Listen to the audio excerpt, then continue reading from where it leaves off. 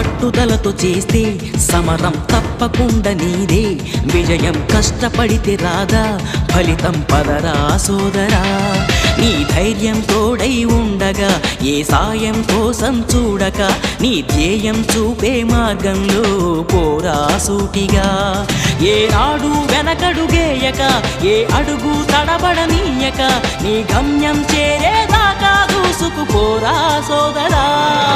పట్టుదలతో చేస్తే సమరం తప్పకుండా నీదే, విజయం కష్టపడితే రాదా ఫలితం పదరా సోదరా.